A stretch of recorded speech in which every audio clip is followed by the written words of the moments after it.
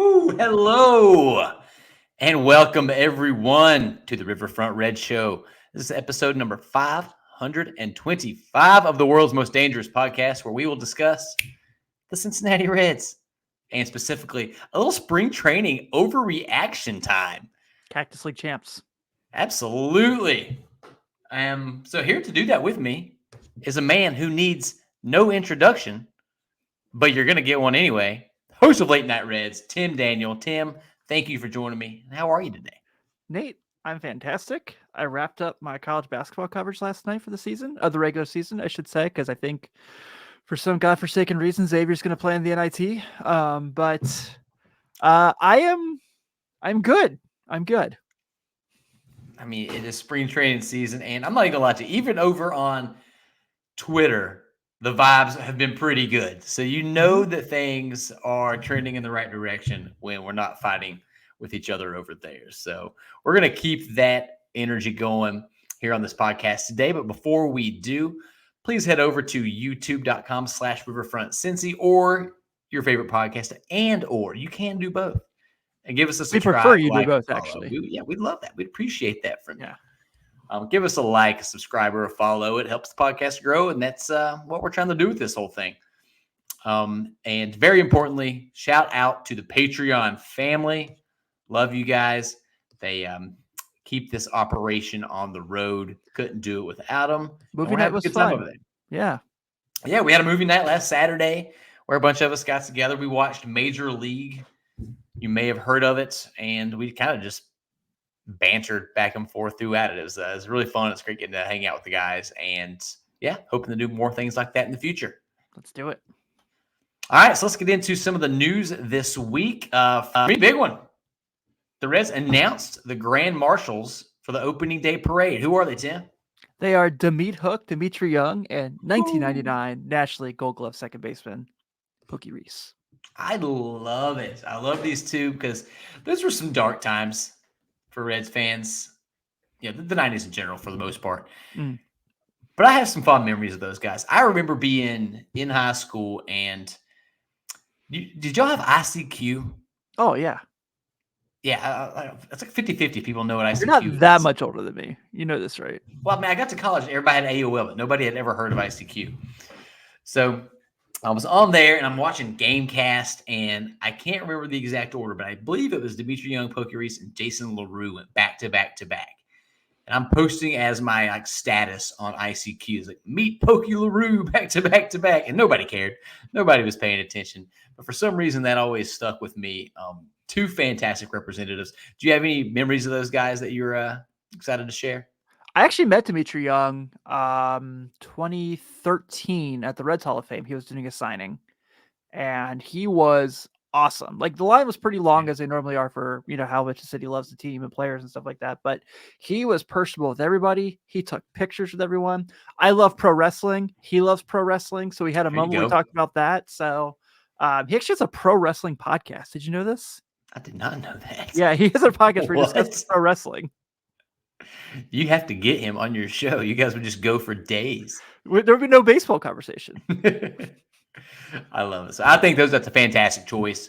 I think Jim Day is going to be like the honorary Grand Marshal, whatever that is. But love Jim Day, so support that too. So things are ramping up over there, and my goodness, I don't know if I'm going to be able to make it. There's been some talks about trying to work it out. But wait, what? This is just some talks. When there's news worth breaking, it'll break. But I think that this city is going to explode on opening day. Mm-hmm. It's going to be the most fun opening day in a long, long time. Can't wait to see all the coverage and a couple good Grand Marshals. Next up, just really want to touch on this real quick. George Foster, legendary Red from the Big Red Machine, is recovering from heart bypass surgery. Oh, as far as I saw, it just said that he is doing fine. There are no other details provided. But there was one amazing quote that said, regarded by his teammates and fans as a gentleman, the quiet outfielder batted fifth in the Reds' legendary lineup. He helped the Reds win World Series titles in 75 and 76.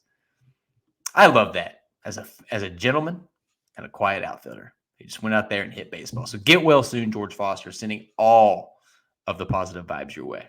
Absolutely. Absolutely. Met George Foster a couple times too. Also, very fun dude to be around. And a gentleman. Mm-hmm. I love it. All right. Spring training hype. The hype train has left the station, Tim. Yes. And it's not It's coming back. not coming back. It's getting wild. I'm over here calling MVPs and Cy Young. I'm wondering how they can give the MVP to multiple Reds at the same time. Mm-hmm. And some of them are guys like Tyler Callahan, who I don't even know. He's a stud.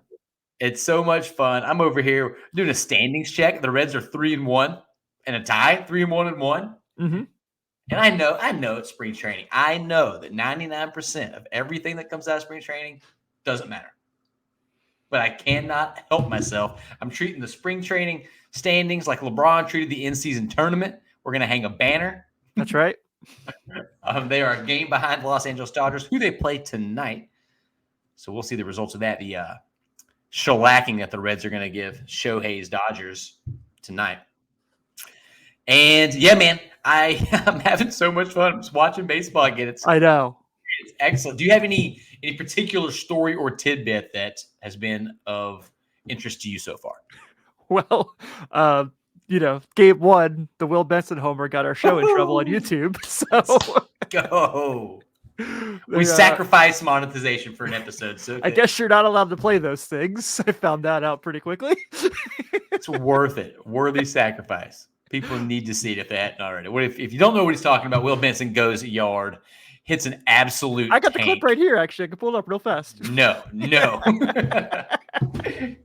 It's an absolute rocket. Stands there, pimps it for a second, then flips his bat. We're flipping bats in spring training home runs. Day one, spring training at that. Electric. I saw a few interviews from people completely unrelated to that. Other players talking about how their favorite moment of last year was his walk-off against the Dodgers. Mm-hmm. And that was a bat spike, more of a bat spike than a bat flip. But the Will Benson era is it's upon us, and it is glorious. Yeah, it is, man. He's so fun to just root for on a day-to-day basis. And I think the Reds had a tweet the other day where they were like, we missed when hats fell off Will Benson's head or something to that matter. And that made me laugh. Obviously he's, always a fun conversation. The pitching has been really, and again, we're talking about, I know we're going to get to this a little later with Hunter, but I think the pitching's been really, really impressive so far. It's been spectacular. Yeah. What have they given up? Like, very little amount. Frankie Montas threw 2 innings the other day against the Cubs.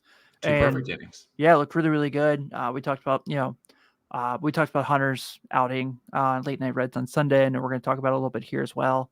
So that was great. And then it sounds like Nick Lodolo is not too far away from participating. So that's promising. So the pitching part's been great. Edwin Arroyo, just been super fun. Definitely wanted to touch on him a little bit later, but I was probably lower on Edwin Arroyo. We can just do it right now. I was probably a little bit lower on Edwin than most. It seemed like the glove would play. Admittedly, I haven't watched him a ton. He was down in the lower ranks last year. Not only does his glove play, but he is already looking like a Gold Glover out there. Yeah. And this is a guy that's probably what's he gonna start in Double-A? Yeah. This year, probably. But there were questions about his bat. It was highly rated going into last year, but he really struggled out of the gate. Definitely turned it around later in the minor league season, but I was just a little concerned.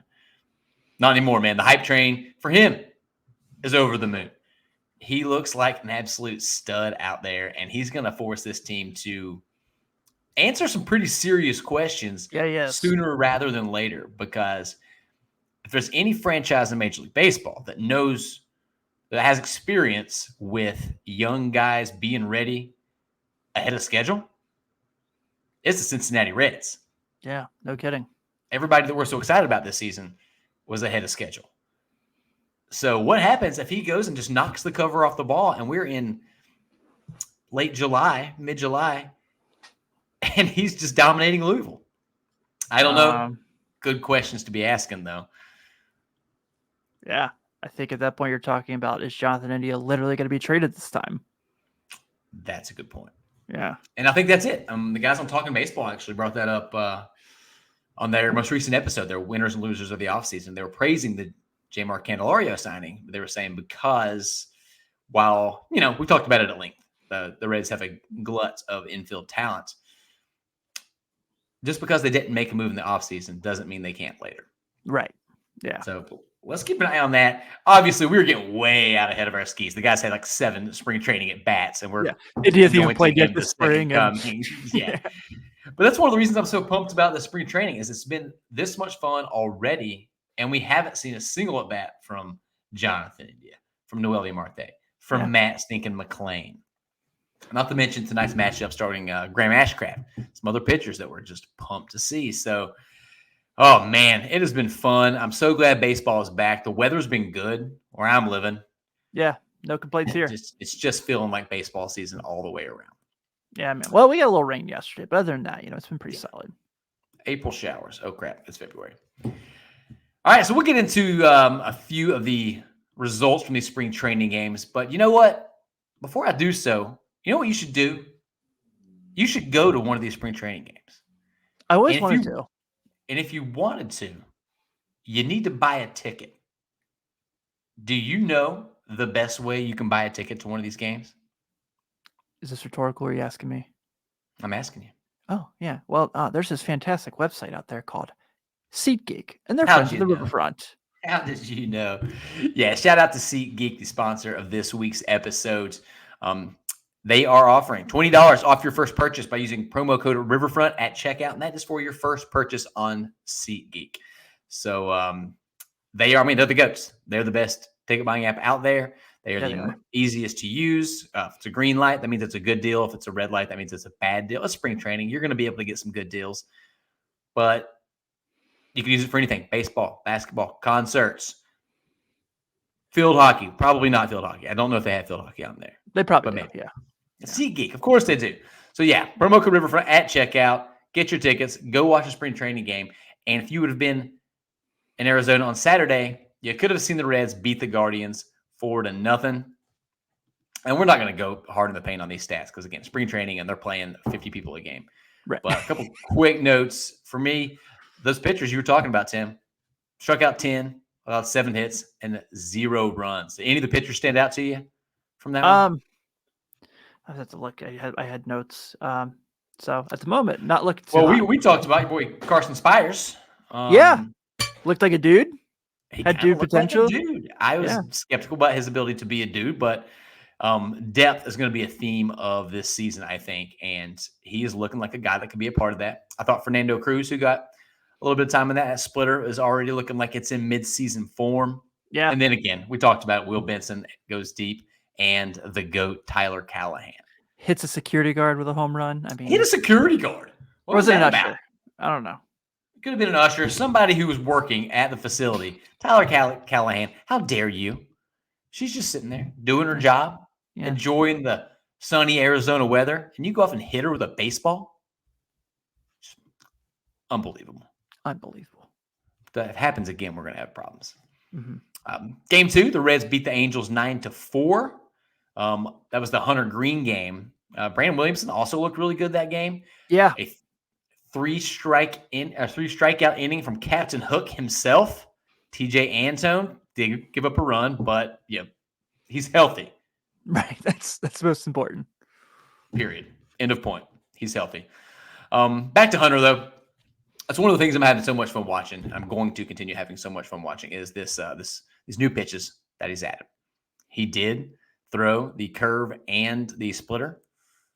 He actually threw that curveball in a 3-2 count, which I thought was fun. And again, is why spring training stats don't matter. He walked the guy. Of course, he threw a pitch that he's not familiar with. I said he didn't love it, but he's daring enough to do it.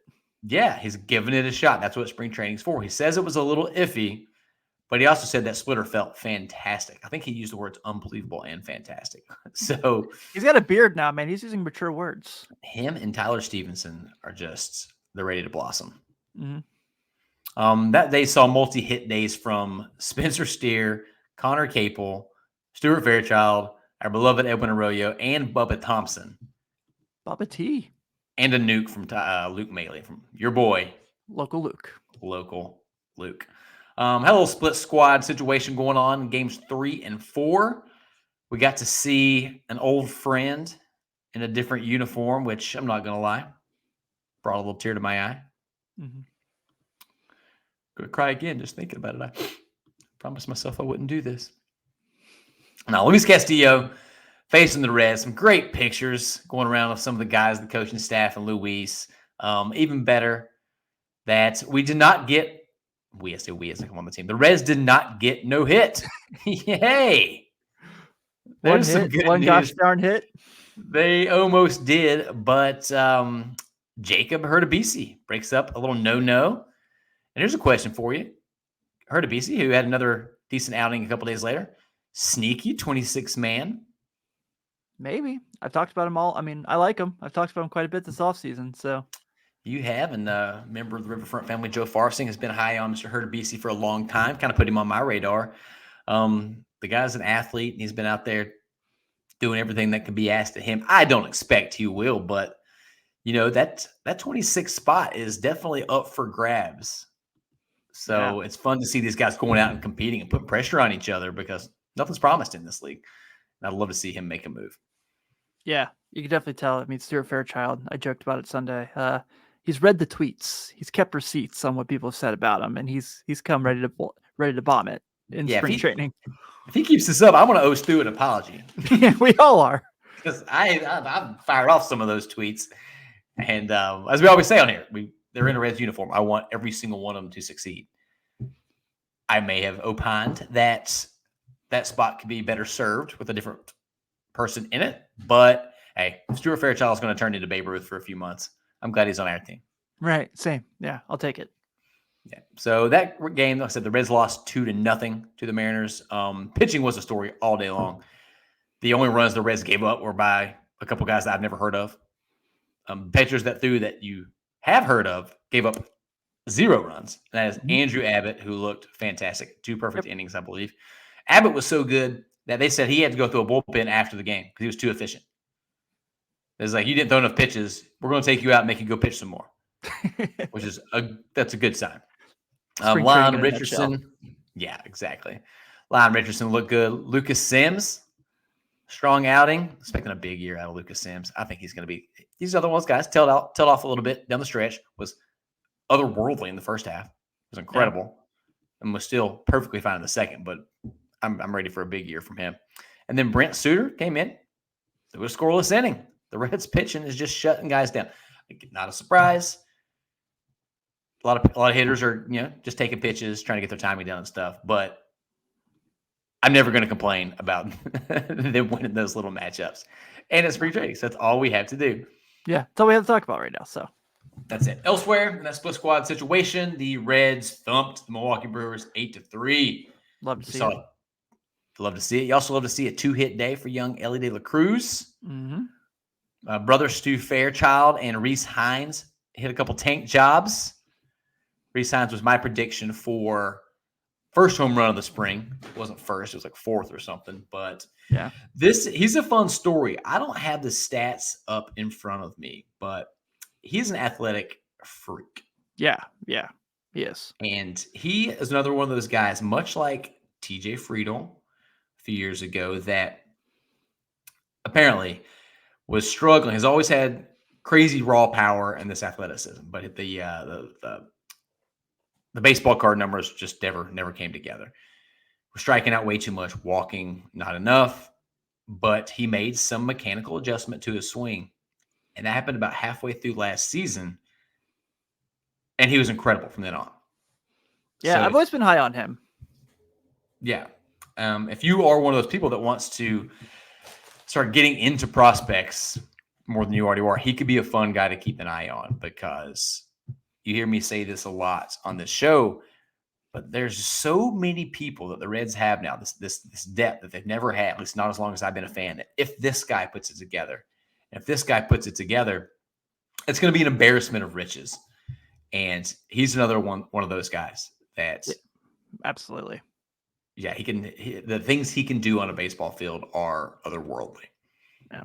On that game, I think it's important we mentioned too. Jake Fraley played right field, so it looks like the toe is behind him.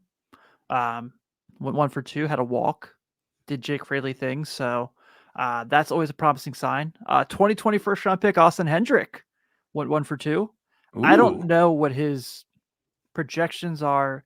Everything has been kind of underwhelming that we've read about him. Obviously, like you said, they're in the organization, so we want them to do well. But here's his chance. He's in big league camp, and first time out there, he did all right. Yeah, we'll definitely keep an eye on him. He was a first-round draft pick in that 2020 COVID draft. Yeah. If you go back and look at a lot of those picks for most teams, it was a little bit funky. Obviously, scouting was able to be done. And he's had some really brief flashes, but they've been brief. Would love to see him put it together. Glad he's getting the experience. And if you're gonna figure it out, hanging out with all these dudes every day and these coaches are what's gonna get you there. Should we talk about Rhett Lowder? That was next. Dude. I should have gotten like a choo-choo train file or something so we could just blast it every time we're pulling the hype train out of the station. Yeah. Go on, Rhett Lowder. Oh my gosh. 1 inning, 2 strikeouts. Pitches were moving. I am Carlos talked about, our good friend Carlos Guevara talked about how hard it is to pitch in Phoenix in this time of the year, just because how hard it is to get a grip on a baseball. Rhett Lowder does not have that issue, apparently. No. He, 1 inning, 2 strikeouts. I get it. It was late in the spring training game. Like I said, it's kind of the preference. All the caveats, all the qualifiers, sure. But this guy it's his first professional inning. Looked very impressive. So this conversation we've been having, Ben and I, about there's all this stuff coming out. Like, could he start in AA this season? And it's kind of crazy to think about, because that if you start in AA, like, you're extremely, extremely good at baseball. Yeah. So now that I've seen this 1 inning that I'm overreacting to, like, maybe it's a strong possibility he's in Chattanooga to start the year. I have actually seen 2 reports now that is on the table. Yeah. Which is crazy for them to even be putting it out into the world, especially the Reds, who typically play everything very close to their chest or vest. Right. Cliche goes. The every single thing you have heard about Rhett Lowder from everyone who has been asked about Rhett Lowder has been incredible. Yeah. The catchers are saying his pitches do things that are insane. He's got a bunch of them. The other pitchers are just blown away with how polished he is at this stage in his career. He's drawing pictures of dudes. Did you see that? No. He took out a pencil and paper and drew an incredible picture of Luke Maile. Oh, okay. Sure. Google that when you got a minute. And he just gave it to him. He might be my new favorite player, not to mention those glorious locks. TJ Friedel just gave him his hair. It was very nice of him. Did your brother know that you said that, since he's a Wake Forest alum?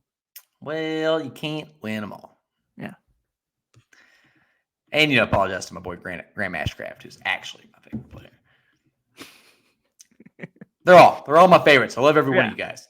You're in Reds uniform, you're my guy. That's it. Also in that game, real strong start from Nick Martinez. Yeah. Yeah. He looked really good. So that pitching, this theme. Then in Game 5, the Reds, they tied the Cubs 6-6. I'm counting it as a win because, once again, all of the runs allowed were by players I have literally never heard of. No hyperbole. I still don't know who they are. I read their names and forgot them immediately. Wish them well. Will Benson had another big day, though. Had a couple hits. Had probably my favorite play so far, where he hit a single and caught the Cubs sleeping and took second base. Love that. So the Reds are already up the Reds things. Yep. He's going to have such a monster year. I'm so excited about Will Benson. Question. Let's get into this a little bit now. What do you project for Will Benson in 2024? So we talked about this a couple weeks ago because Fangraphs kind of said if there's anyone who's going to have the big drop this year, it's him. Mm-hmm. I don't think that's the case. I just really feel like he's good. I feel like he's going to have his best power. We're going to see the most power we've ever seen from him this year. I really believe that. And we saw glimpses of it last year, obviously. I think, but this year I feel like he's going to really, really take off. I think he has the upside of being a 20, 25 home run guy. He has the upside of being a 20 stolen base guy. And we know he's probably, sans Friedel, the best defensive outfielder they have. So I'm really excited about him. Obviously, as you can tell from our conversation, we've been pro Will Benson people here at the Riverfront for since he was traded to the team for Steve Hasher, and we won't stop being pro Will Benson people. No. So you posted a great short on youtube.com/Cincy about what he's been doing and how much you've been impressed by him. And you've made the conversation on there of give a chance against lefties, see what he can do. And I'm in that boat as well, because if it doesn't work out, then it's just like, okay, it doesn't work out. But if it does work out, then that's a whole nother weapon you have for your team. And he's still young enough to like learn where he is in baseball. And I think that he deserves a chance to kind of, especially in spring training, go throw him out there against lefties, see what happens. Yeah, that is 100% it for me. I don't understand why they wouldn't. I'm not saying that they're not. I don't know. I don't know if they had an opportunity to do so in spring training yet. I know David Bell does love platooning dudes, and I think he has sort of a roster now that even if he does go heavy on the platoons, we're going to be happy with the lineups day in and day out. But Will Benson was a top draft pick. This guy has the pedigree. He struggled all through his career up until pretty much AAA 2022 when he put it together. Struggled in the majors and the limited time he saw there. Struggled out the gate in Cincinnati. And then he went on a tear. That's so impressive. And who does he give credit to? Joseph Daniel Votto. Yeah. Have you seen the clip from his, like, I think it was an A-ball? He had a 4 home run game. No, I don't think so. Doesn't surprise me. I was going to ask you why you were selling him short by calling him a 2025 home run guy. I think he might hit 2025 home runs in spring training. No, I can see why Fangraphs might think that he could regress a little bit. And that's only because he had a 130 OPS plus last year. So he could regress and still be the best hitter on the team. And I'm not saying I'm projecting that, but it would not blow my mind. Yeah. There's a lot to be excited about his upside, and you can say that about the whole team. I'm well aware of that conversation, but yeah, man, he's one that I'm particularly very stoked about. I have dabbled on the Fanatics on the MLB shop to see if I can have a Will Benson jersey delivered to my front porch step. Maybe wait until they come out with round 2 of their jerseys, because you have to be under a rock to not be aware of the conversation going on. There is that. I have no basis for this worry, but I find myself being worried that David Bell is going to pigeonhole him into a platoon where he doesn't face lefties before he's given the chance. And I know it's difficult to give players that chance when you're putting yourself in the playoff hunt from day one. You can't waste at bats. So spring training is when they should do it. And I would love to see it just so we know definitively he can or he can't. At least until the next season, because players can improve. I know it's wild, but players can. So watching Will Benson, so excited for this guy. He brings an energy to this team that cannot be duplicated. Yeah, agreed. And we're going to see so many bat flips coming up. All the bat flips. All right. Lastly, I do want to touch on 2 other players that we haven't quite yet, and that is Frankie Montas and Connor Phillips. Both looked really, really good in their initial outings. And a really good article from Charlie Goldsmith on Connor Phillips today. I don't know if you got a chance to see that. No, but Charlie's my guy, so. Charlie is the man. What was he saying? I think I've got some notes on that a little bit later. Oh, yeah. He says, if you look back at Connor Phillips, his last start of last season was brutal. I think he threw 12 pitches, 0 strikes, and got pulled out of the game. That was his last appearance in 2023. He talked at length about how Joey Votto got him out of that funk. He said that he told him he wasn't the reason for the loss. He wasn't going to be the reason the team missed the playoffs. And he also said he told me that he'll see me at spring training and asked him what he was doing the next week. So that made me a little bit sad. But I love Connor Phillips. I think this guy is such a dude. He's a dog, man. He apparently that game when he was brutal was injured. Didn't say anything. Wanted to go out there and compete. Then was asked about the injury later. Refused to say what it was. He's like, nope, not making an excuse. My job was to throw strikes and I didn't do it. So I think he's an absolute dog. 2 scoreless against the Cubs. Overpowering fastball with a little slider curve combo. Working on a couple other pitches too. Yeah. Just constantly trying to improve, and he is a competitor. So super big on Connor Phillips. Any Connor Phillips thoughts? No, just everything you said. You like the guy like that who's just like more than willing to take the ball and take try to take over and compete. I thought he looked really good that outing. Obviously, we're using the preface we've used the whole episode, but there's a lot to be excited about him. There's a reason he kind of ascended through the system fairly quickly last year, and there's a lot of roles he could have on this team. And I know we're kind of looking at who could be that potential last guy in the rotation with guys like him and Brandon Williamson and so on and so forth. But I think he's going to stake his claim to it. I don't know if he'll get it by any means, but I think he's gonna make it a difficult decision. 100%. These guys. He's so young. He's got a lot of options. So plenty of time to work with. He was asked about that, and he said, "I'm not going to lose sleep over it." It's like, I know we've got some really, really good guys, and I know I've got more to prove. He says, if I start the season down there, perfectly fine. I'm going to go down there and I'm going to work and I'm going to compete. He only had 11 starts in AAA last year. Yeah, that's right. Before he had 5 in the majors. So the guy is very raw. Could probably use some time at AAA to work on a few things. But my goodness, he also said, he's like, yeah, I expect to start in AAA. But, it's no big deal. I'll be up in Cincinnati by midseason. It's like, I just love his confidence. Swag. His attitude, man. Yep. He is. We're going to have a lot of fun rooting for that guy. That guy could play on my team any day. Anyone that goes there has that attitude, I'm in. 100%. All right, so we had actually a viewer mail question from Rich Thompson this week that we've already kind of touched on a little bit, so we should go ahead and make it official. Rich said, which players have impressed you the most so far in spring training? So I will take that, word it slightly differently. Of the people that, we can go deeper on people we've already mentioned, but the ones that we haven't, who has impressed you most? And I guess we can start with the hitters.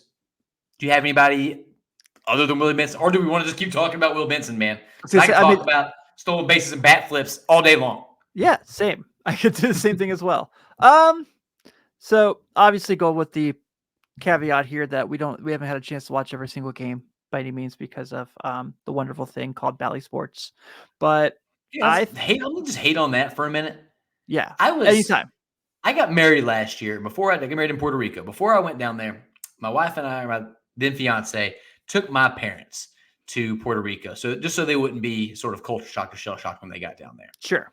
Parents are from the mountains of Appalachia.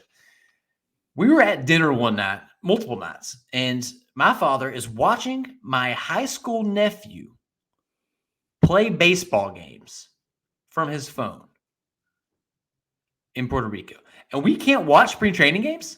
Yeah. What is happening? How does this happen in 2024? I know, dude. It's the most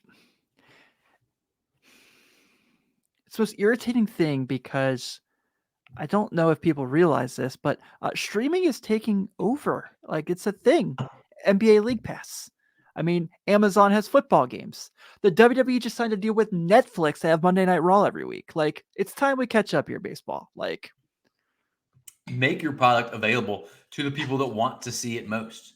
Right. Yeah. I don't think it's that more difficult. Accessible. Yeah. You want to get new fans? Go do that. Look what Matt Ishbia, the Suns owners out there doing. He's offering it up for free. Yeah. Love that dude. Our basic cable. Go watch the team. We'll make the money elsewhere. Get it together, baseball. Suck it, Manfred. Absolutely. Joe Farsing loves you. Yeah, he does for some reason. We don't claim Joe Farsing anymore. We've sent him down. It's like family, Sometimes you're just stuck with him. Just kidding. Love you, Joe. We talked a little bit about Edwin Arroyo, but I am again astounded at how much he looks like he belongs. Cannot wait to tune into some more at-bats, the ones we're able to see throughout the rest of spring training, and keep watching him defensively. I want to throw out a guy who will surprise no one, and I think he only has 3 at-bats so far. Actually, 5 at-bats, and that is my man Spencer Steer. I was going to say Spencer Steer, yeah. 2 for 5 in his limited time so far, but I just don't remember a player outside of the greats, Joey Votto, of course, that look as comfortable in a batter's box as Spencer Steer does. A player his age to just have such a commanding presence, like he knows exactly what he's going to do every time. Go look at some of his, more advanced stats, like his two-strike stats. Spencer Steer just seems like a guy who wakes up, throws his jersey on, and goes and plays baseball. Cincinnati's going to freaking love him. I mean, they already do, but yeah, they already agree. Yeah. Sign him up, long-term deal. Let's do it. I'm up for signing everybody long-term deals. All right. What's the terrible thing that could happen there, right? It's not our money. Lesser degree. I have been pretty impressed with Jacob Hurtubise. I know we're only talking about 4 at-bats here, but dude's getting on base, and he stole a base. He's pretty fast. I don't know. I mean, I'm excited to see. I think he was in Louisville when you guys let me cover that Bats game last year. When you guys sent me down there, he played that game for a little bit, so I got to see it be his first AAA game. So I hope to see, get down there a little bit more and see him. He's a guy I'm pretty excited and really curious about, along with guys like Jay Allen. I know Jay Allen's only had an at-bat or 2, but he's a guy that's always really interested me to see what he could be for this team. So, I'm going to go with the old Hurtubise, and of course, local Luke hitting bombs. Hitting bombs, man. I'll start the campaign now. Best backup catcher in baseball. Mm-hmm. No lies told. Don't tell the Braves that, but other than who? That, yeah, Hurtubise, 45 stolen bases last year. The guy can fly. Yeah. Definitely rooting for him. Stu Fairchild, we mentioned, looks really good. How about on the pitching side, Tim? Who has impressed you most? I'm going to go with Frankie M. He looked awesome. Yeah, me too. Yeah, he looked awesome. Another guy, I talked about that with Rhett Lowder, but the reports about Frankie Montas have been maybe even more glowing. Tyler Stevenson said he's a grade A human, an awesome guy. It's a direct quote. A grade A human, an awesome guy. You love to hear that. A lot of the players that were familiar with him, Luke Maile specifically, pre and post injury, obviously, are saying that he looks better than before. He was perfect through 2 innings, through 5 different pitches. But for me, Tim, the most important part, the most exciting part, was that he sat 94 to 96 and topped at 97. Love to see it, especially coming off an injury year. Yeah, harder than he was before. We can be pretty encouraged by those results. A lot of people are worried. I know the guys over at Locked On, Jeff Carr had a long bit I listened to it today. I don't know when it came out, about players' performances with this ailment in the first year. And to that, I say, we're already past the first year. Yeah, dog. Yeah. He came back last year. Got exactly 4 outs, but we are another half year removed from that 1 year mark. So I am throwing those statistics out the window. Some of those statistics were back before we had artificial intelligence, and nothing counts before AI. Right. Yeah. We are both actually AI right now. We're not even here. Yeah. Who are you? We went to ChatGPT, whatever the Reds fan video version is, and says, go spend 45 minutes talking about how awesome Will Benson is. And this is what you got. I think people would believe that, actually. Yeah, they might. Yeah. I'm also real pumped about Andrew Abbott. He had those 2 perfect frames also. A lot of perfect frames from the Red starters, which is pretty stinking cool. We take those. We take them every time. But another guy with a little extra velocity in his fastball, he was up to 94. And he said that he's never been there this early in his offseason program and training camp before. So I think for a guy who knows he got winded towards the end of last year and has said he spent all offseason working on endurance, that's just a fantastic sign. I agree. And I feel like he also gets lost in the shuffle. He was the story of last season for a big chunk of the season. Big part of the year, he was the best pitcher on the team. And he could be the number 4 starter. He could be the number 5 starter. He could be the number 2. He could be the number 2. This is crazy, and this team's got me too hyped. The sheer number of dudes in this camp that I can envision as one day, whether it be sooner or later, being a top half of the rotation arm, it's so special, Tim. It's so rare. Go look at this franchise's history with starting pitchers. It's not great, Bob. It's not littered with Hall of Famers up and down for a team as storied as the Reds are. But, man, call it spring optimism. But I have a feeling that we're in a new era here, and we might have some seriously talented arms for years to come. I'm very excited about it, and I think this, like you mentioned, the Reds are yet to draft an all-star pitcher. Crazy. Yeah. So. And again, we haven't seen Nick Lodolo throw yet. Graham Ashcraft will have thrown. Hunter Green will break that by the time it comes out. Yeah, I think so. But they could have multiple guys this season break it. Yeah. It's hard to predict something like that, but it would not shock me in any way, shape, or form. I fully expect by the time this drops that that Graham Ashcraft will have thrown a perfect game. I think I have that wrong. I think they've never drafted a Hall of Fame pitcher is what the stat is. Don't quote us on that. We're feelings, no facts on this podcast. We do no research. You know me. No research, Tim. You can believe it, just don't quote it. All right, so yeah, I think we've pretty much covered most of what we've seen so far. Very excited to see the guys that we haven't seen yet, like say Graham Ashcraft, Nick Lodolo, Matty McClain, Jonathan India. Just to name a few. Just to name a few. More CES at bats. Just could not be more excited. There's one thing that we need to touch on real quick. This is a big story for about 18 hours, it seemed like. Bunting is back. Yeah. Brent Butler hanging out in Reds camp. Yeah, former MLB All-Star Brett Butler is just teaching dudes how to lay it down. And this is a PG-13 podcast, so we are talking about bunting. I don't think they want Brett Butler's advice on any other interpretation of that. Hope not.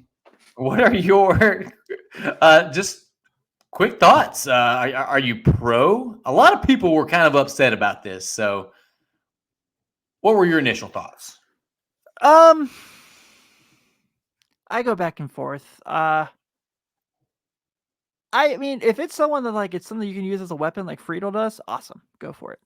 I don't want Ellie De La Cruz laying down bunts. I think that's a little crazy, but I do. You know, those guys that kind of try to get at anything, or like if you're like struggling to get on base and you have that in your back pocket, I'm fine with it. Completely fine with it. I don't want to give away outs by any means. I'm not the biggest fan of that, but I do think if it's something where if you have that skill set and you can bring that weapon in, I'm all for it. I know people all the time wanted Billy Hamilton to be like, why can't he just bunt? Because occasionally they flip the strategy on you, and so yeah, if we can make it work, I'm down for it. I know Friedel's like the best at it, so you know that's a good start. We had 16 or 17 bunts per base hit last year. They had a bit in one of the articles I read that was saying that everybody else was acting like they were taking a 200 or 300 level university class in bunting, but TJ Friedel was over there in his master's program. Yeah. like he was like, him and Butler were just talking about different things, even more advanced. You were pretty spot on with that, though. Sacrifice bunts are usually dumb. I am anti-sacrifice bunt. But I'm encouraged by this because of a comment from Sean Pender. Sean Pender is is he the GM now, or no, somebody else is the GM. He's a senior advisor to Nick Krall, I believe. And he was speaking on how they prioritize speed and athleticism now. And he said, with shift restrictions, bunt, hits, and suicide squeezes, I'll repeat that, bunt, hits, and suicide squeezes have never been more important. So he was very clear. He's talking about getting on base using the bunt and scoring runs using the bunt. He's not talking about sack bunts. And for that reason alone, I have hope in this. You mentioned that it can be a slump buster. You know, this team is full of ridiculously fast dudes, and you might be in a 2 or 3 game over skid.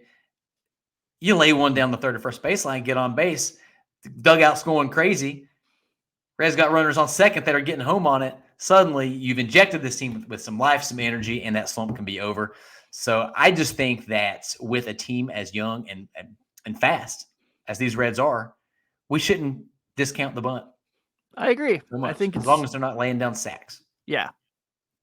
Riff ice bunts. Brett Butler's just teaching dudes how to lay it down. Just lay down sacks.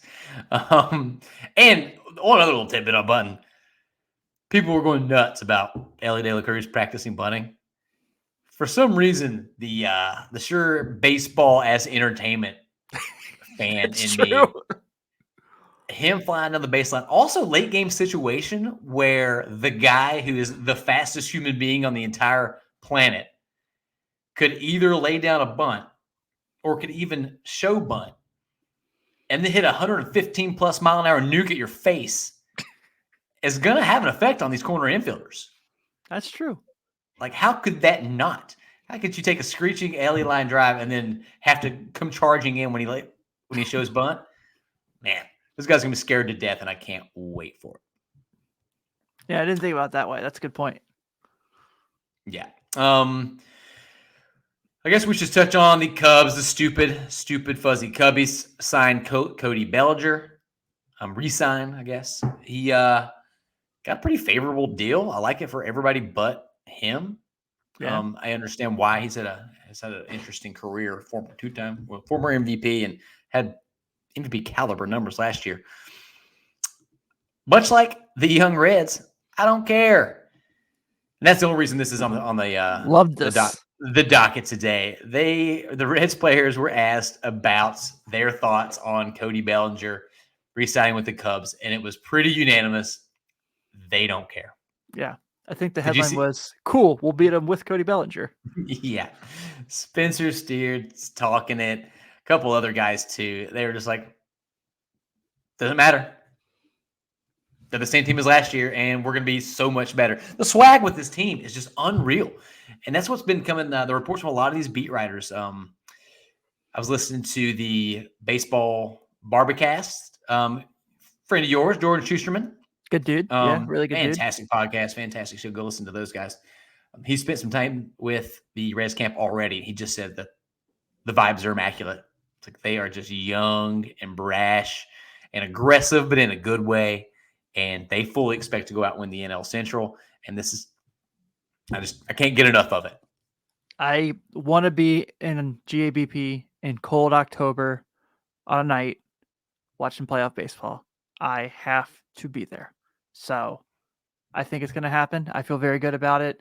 And I think these guys feel very good about it too. So when the Reds ticket office calls me probably tomorrow to go ahead and pre-order my playoff tickets, I think I'm going to go ahead and do that. And hopefully you're living in Cincinnati with me by then, Nate, and we can just go together. We'll be there together 100%. All right. So anything else you want to touch on here with spring training, Tim? No, I think that it's exciting and it's really great that we're getting the feel, all these feelings. It sounds like they're getting healthier. So it sounds like Marte and India should be back in the near future. Ian Jabot is just not too far behind from being able to throw again. So I'm excited.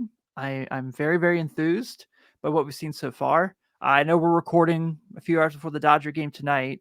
So really curious to see how that's going to look, because it's kind of, them against a World Series contender, however long they have their guys in before, the rookie ball guys get in for at-bats in the 7th and 8th. So I'm genuinely curious. So I'm looking forward to seeing how things shake out and see how we kind of continue to fill out this roster for the next few weeks. Yeah, as long as there's just live baseball, we're going to be happy in these parts. MLB The Show comes out in like 2 weeks, and that's like my next, baseball's here. That's how you know. Yeah. I love it. Quick injury updates. Jonathan India still dealing with that plantar fasciitis a little bit. He apparently tore it in the offseason. Also, they're not worried about it impacting his opening day or anything, and he can play through it, but just something to keep an eye on. And then the Reds made a couple signings since we last recorded. Those were for Tony Kemp Jr. and Mike Ford. Do you have any thoughts on those minor league signings? We talked about this on Late Night Reds the other day. Just extra bodies they have in camp. Yeah. If they break camp and those guys are on the big league roster, we got problems. So yeah, I agree completely. I think that having AAA depth is a good thing. I think that Mike Ford can hit some nukes. So never a horrible thing to have a guy in AAA that can just, go up top 450 every now and again. But don't expect that stadium. Yeah. Don't expect to see those guys a ton in Cincinnati. We were going to have a topic of the week this week, but spring training is the topic. We just spent 50 minutes talking about Will Benson and occasionally some other players. Mm-hmm. So let's go ahead and hop into some viewer mail questions. Does that sound all right? Let's do it. Yeah. Awesome. As always, these questions come from our friends and family over at patreon.com/riverfrontcincy. where you too can join the fam for as little as $2 or as much as you want to donate. We accept all forms.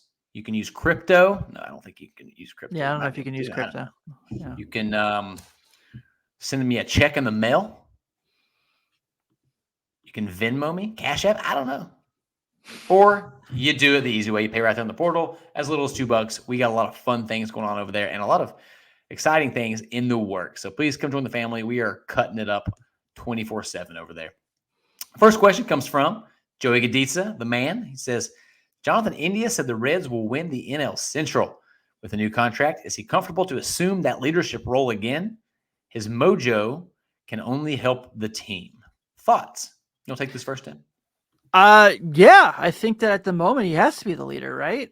Maybe him and Candelario, but you've kind of seen him kind of grasp that role as early as last year going into camp when they were trying to say like we're going to prove everybody wrong, and they did.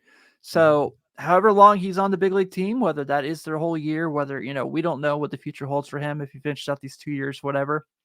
But I can attest that he is very motivated to do with everything what's going on. And also the guy just became a girl dad, and there's no better dad than a girl dad.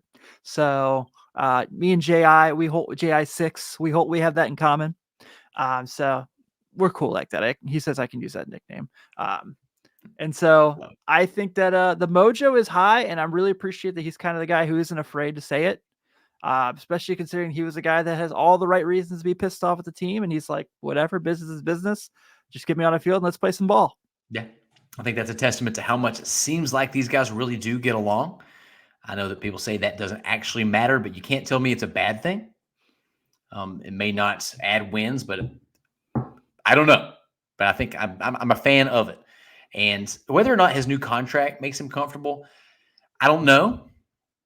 I can't speak to that, but I think he kind of backed up everything he said last year, and a lot of people, myself included, were a little bit skeptical of why he felt comfortable saying that.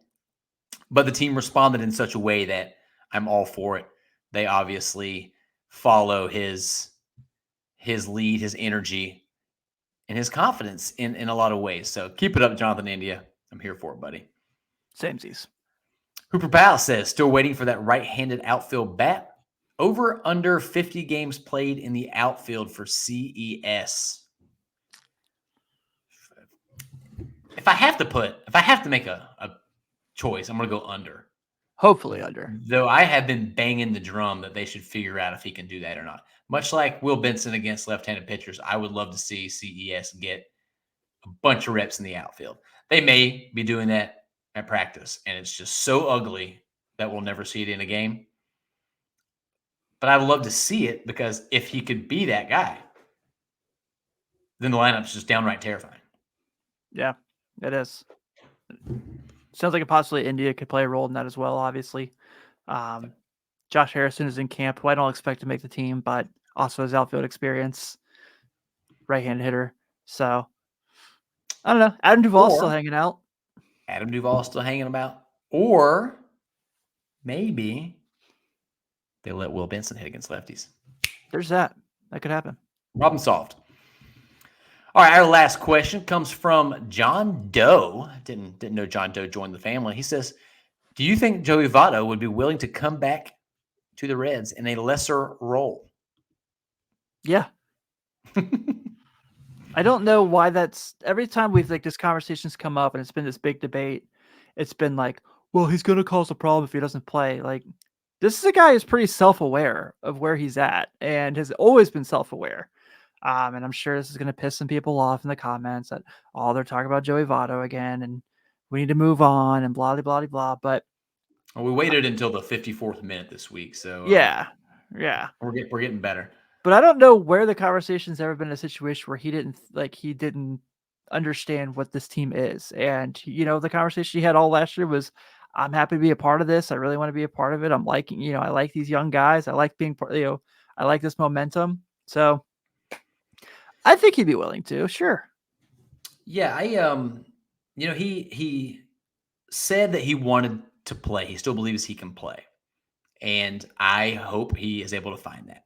But we are now in March when this drops, and he's not at a spring training.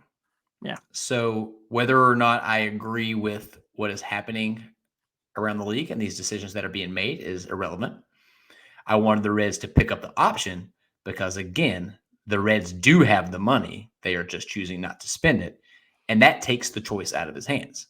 They pick up the option. He will be in whatever role they ask him to be in. And that's one thing Joey has always done is his job without complaining. But with all of these tidbits, these interviews, these conversations, and it seems like there's 2 a week now of players talking about how Joey Votto has impacted their careers, whether it's Will Benson saying that and this is when Joey was hurt, by the way, not playing, Right. sitting him down on the plane and just showing him why his swing wasn't working. And he said, show me your 2 best swings. And he did. And Joey's like, well, here's why that's not going to work. It's just not repeatable. Your pregame prep is off. Here's what you need to do. And look what happens. We spent an entire podcast giving flowers to Will Benson now. For spring training at bats. Connor Phillips, a pitcher, talking about the impact that he had on him. A pitcher who's not even going to start in the major leagues. Joey Votto doesn't have to do this. And I think his impact to the game can go so far beyond at-bats and defensive versatility that, yes, I would love to see him back in a lesser role. Whether he would take it, I don't know. But 29 other teams also haven't signed him to a regular playing time kind of gig yet. Right. And eventually you have to wonder if something's going to creep in where he says, okay, I'll come on either a prove it kind of deal or a bench bat kind of situation. And people are always in my mentions talking about how, he doesn't play enough defensive positions. He only plays first base and DH. Who cares? Every other player on the roster plays 4 positions. You tell me you can't have one spot for Joseph Daniel Votto, who was a league average here last year and is only 2 years away from being well above average. You don't think him as one of the last guys off the bench can have an impact behind the scenes as much as on the field? Not. I think you're crazy, but sorry. I go on my Joey Votto rants, and that's all I got for now. Yeah, Chad talked about it a bit in his newsletter this week and brought up the point that there were some worse players the Reds gave at-bats to last year, and quite a few. A few. And I'm sorry for not bringing up Chad's newsletter earlier. He went in depth on this, and Joey has to be willing, of course. Mm-hmm. But if there's an opportunity there, I think they should take it. And mainly because something that you and I talked about a little bit earlier, Tim is our resident NBA expert here at the Riverfront.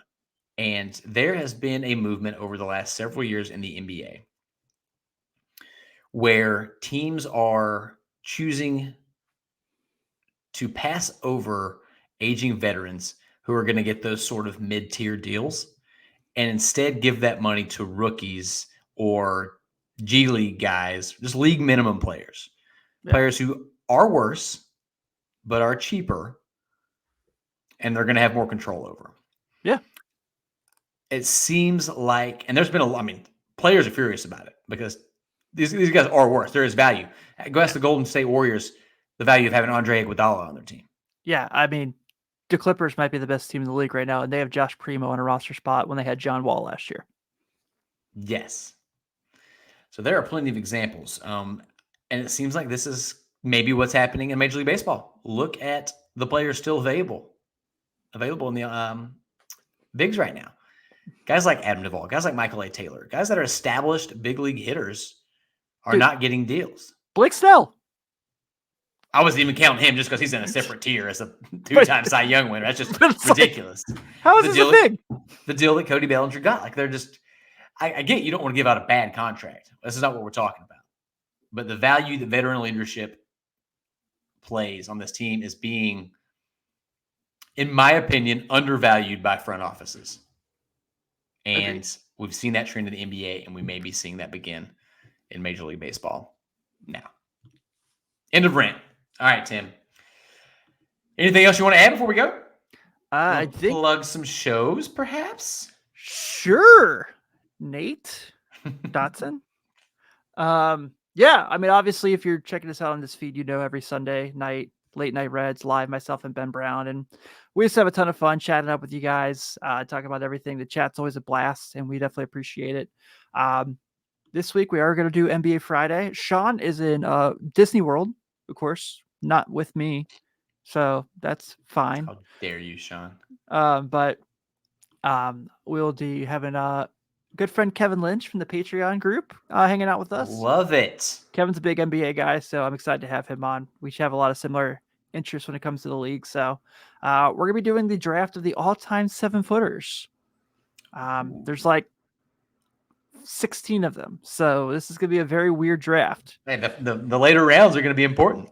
We're going to have some caveats in there, I'm sure. Who's taking Bull?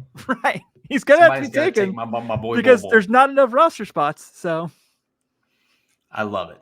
Yeah, you guys are doing awesome stuff over there. Definitely go check out Late Night Reds with Tim and Ben. Go check out Red Leg Roundtable. Oh, yeah. How can I forget new that? show to the Riverfront lineup this week. Seth Shaner dropped a long-form sit-down with Adam Rosales. That was just fantastic. Super good. I love listening to some of these guys and their stories. You just can't beat it. Seth, should have brought this up earlier. Perfect time to go out there and try to get a little sit-down with Dimitri Young, maybe Pokey Reese. But I will ask, if you do get Dimitri Young on your podcast, invite Tim so they can talk about wrestling for a little while. Yeah, it's not please. so much to ask. Please. And then, we it's off season now, but there could be some Riverfront Bengals show content coming your way, and that's gonna do it for episode number 525 of the Riverfront Red Show. Tell your friends, tell your cousins, tell your friends to tell their cousins. So go like and subscribe to the show. We appreciate you more than we already do. And once again, huge, huge, huge thank you to our supporters at patreon.com/riverfrontcincy, without whom the show would not be possible. And lastly, shout out to SeatGeek, the geeks of the seats. Yeah. For sponsoring this episode. You're amazing. Promo code Riverfront. And a little bit of shouts to Adam Dunn, to Lisa Alberto, Wayne Krenchicki, and Eli Cash, for Tim Benson and Dimitri Young. This is Nate Dotson saying so long, Cincinnati.